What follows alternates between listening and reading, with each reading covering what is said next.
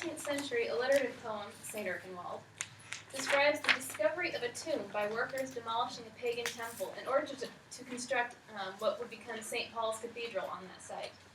Within the tomb is a beautiful corpse, dressed like a king with a crown and scepter, whose body is so perfectly preserved that it looks as though the man is sleeping rather than dead. The scholars search the records and pore over the runes carved on the outside of the tomb, but no one can find any clue as to who this dead king was. So they call for the bishop, Erkenwald. After a night in prayer, he goes to the corpse, followed by what seems to be the entire community of London, and before the audience huddled around the open tomb, addresses the corpse and asks its identity. And the corpse responds. The poem is an account of their conversation. So Erkenwald's first question to the corpse is about its identity. In spite of the crown and scepter, the corpse reveals that he was actually a pagan judge, renowned for his righteousness in a community full of people who were felonse and false and froward to rule. They were deceitful, they were prone to criminal behavior. When he died, those who buried him showed their love and respect for him as being the one righteous man in the community by burying him with the trappings of kingship.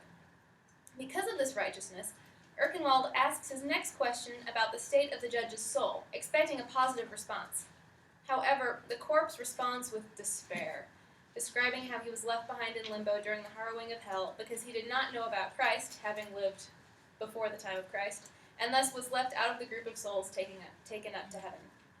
Erkenwald and the audience can only weep in response, and Erkenwald wishes aloud that he could speak the words of baptism over the judge and save him. As he speaks those words, a single tear falls on the judge's face, an accidental post-mortem baptism. With joy, the judge tells those gathered around what has happened, then as his soul flies up to heaven, the body disintegrates into dust. The audience is left in an ambiguous state of both joy and sorrow as Mechem mourning and Mirtha was mellowed together. That's number 1 on your handout. And all the bells in the city ring, a sign associated both with funerals and with celebrations. This ambiguity has been woven into the fabric of the text from the very beginning, as the poem has deliberately obscured its own reading, setting out red herrings to trip up both the audience within and without the text. For the audience who must read the text of the corpse, both within and without, all the efforts to understand and preserve this corpse text they have discovered are stymied due to its unreadability and the false clues left with it. This unreadability has naturally led to a whole multitude of readings and potential misreadings, not only by the readers of the corpse within the text, but also by readers of the poem today. It is not so much what the author says, then, that interests me, but what the author refuses to say. That is, the text refuses to fully clarify the role of the judge's corpse within the text and its relationship to the audience. Specifically, I want to address the illegible moment at the end, in which this uncorrupted corpse, which has been finally sanctified, suddenly disintegrates into decay and corruption before the audience's shocked gaze. The author refuses to leave the readers a clear-cut resolution, but ends with an ambiguous mixture of mourning and mirth and the ringing of bells. The community is left feeling both joy and loss at the judge's sudden decay. The joy that the judge has ascended to heaven is comprehensible. But why the deep sense of loss described in the last lines? What have they lost by the decay of the judge's body? This moment is built up on a series of misreadings. The misreading of the text genre as hagiography, then the misreading of the corpse, including the signs buried with it and the illegible texts attached to it, which leads to the audience's misreading of the corpse's role within the text and community. And when I say audience, I refer both to those who are standing around the open tomb listening in on this conversation between Erkenwald and the corpse, and those who are outside the text reading the poem. And community refers not only to those who live together as part of a geographic political community such as the City of London, but also the religious community, those who hold the same beliefs, especially regarding burial practices. So the first misreading of the poem is as a hagiography. After all, it presents itself as a hagiography of St. Erkenwald. And the first 4 lines, which are on number 2 on your handout, read, At London and Englonde, not full long sithen Christ suffered on cross and Christendom stablet. There was a bishop in that burg, blessed and sacred, St. Erkenwald, as he hoped that holy mon hatte. So, it says it's about St. Erkenwald.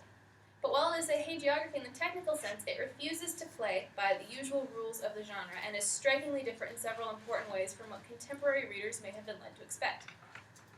In the usual hagiographic context, an uncorrupted corpse means the body of a saint, and this is usually just one small part of a fairly typical narrative which includes some combination of the saint's life, persecution, death, burial, and later discovery and possibly translation. Marianne Stott compares this poem to a more typical hagiography, and while the changes made by the author of St. Erkenwald do make it a superior piece of literature, compared to most other hagiographies, it also demolishes many of the audience's expectations for the text as part of the genre. The misreading of the text as traditional hagiography leads to the most notable misreading of the poem, the nature of the judge's corpse. The body looks like a holy relic, and Erkenwald and the rest of the audience in the room seem to expect this as well. The judge says that God has lant me to last, that love is wreaked best, that God, who loves righteousness, has preserved his body because of his just dealings.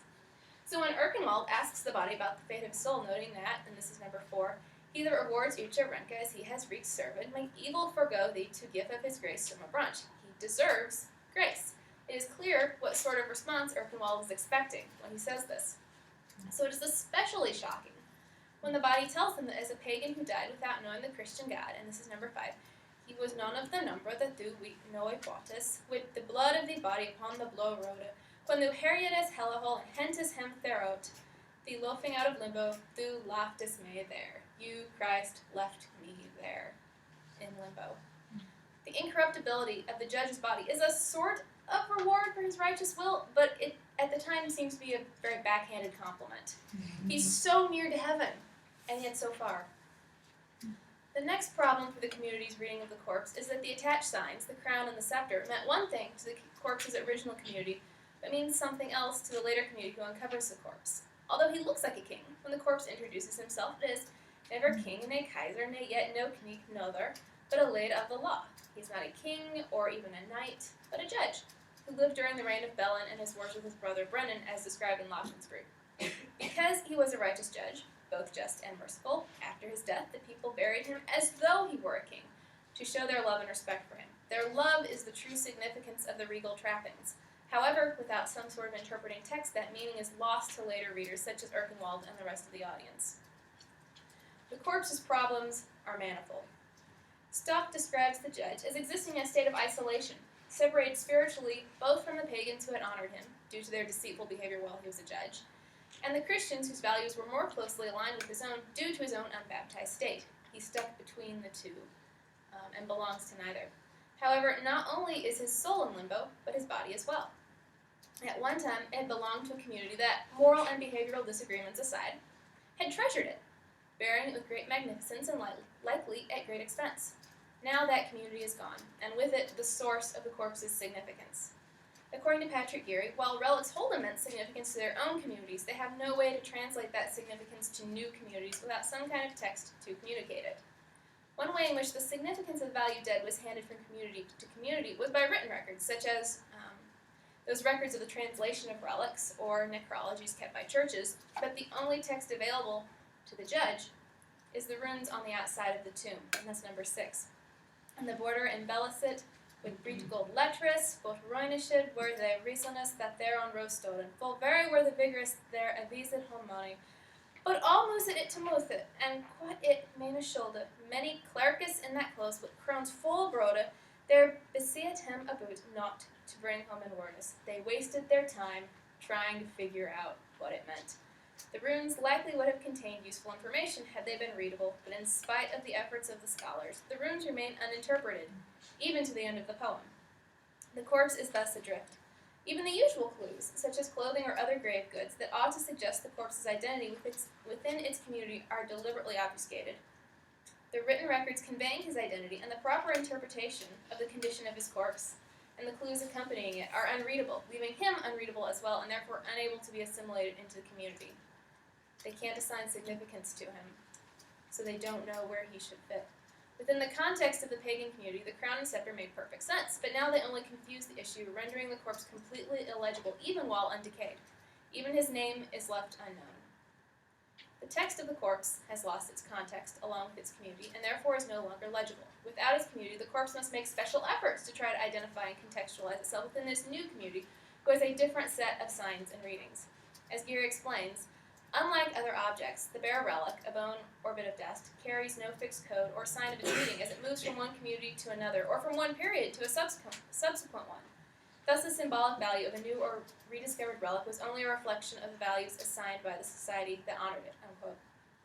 The signs of the corpse's value are no longer able to carry their proper meaning because the society whose values they were intended to reflect no longer exists.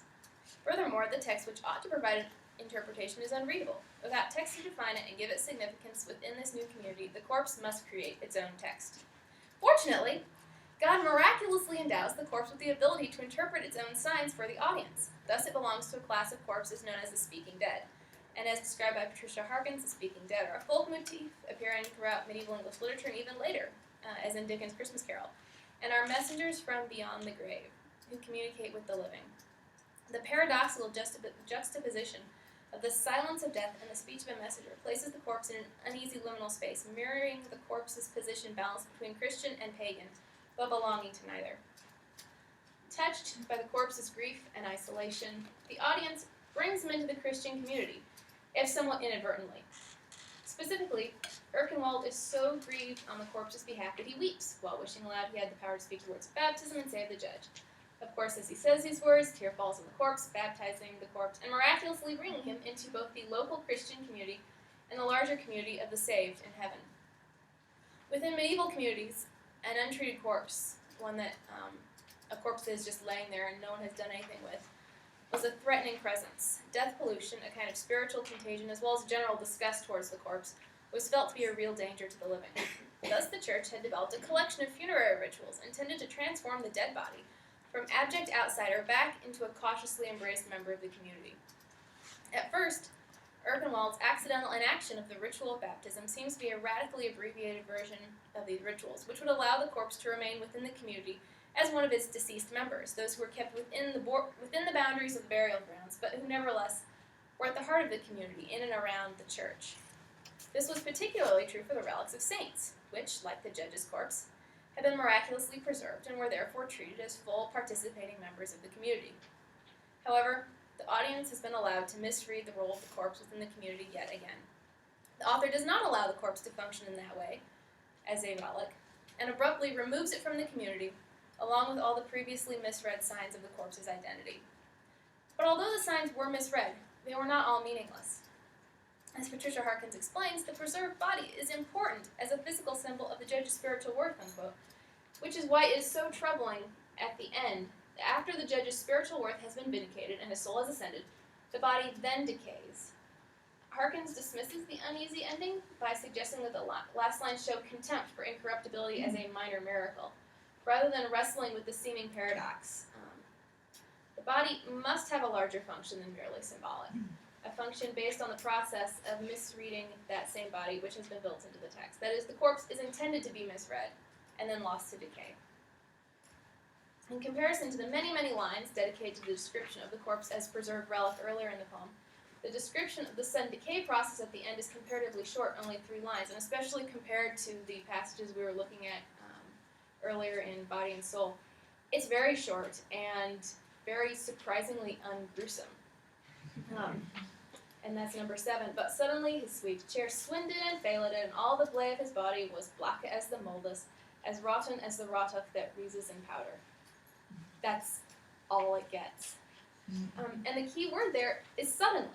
For as Stock notes, the description is concerned less with the decay process and more with the sudden dramatic change and the shock to the audience. She argues that this moment is intended to create a sense of wonder, which includes a sense of personal insecurity in the audience. Because if relics can suddenly decay, what else is possible? What other readings have they made that could suddenly be overturned just as their reading of that corpse was? The audience expects the corpse to function just like any other relic, and to remain a community relic, a sign of the judge's spiritual worth and relationship with the community.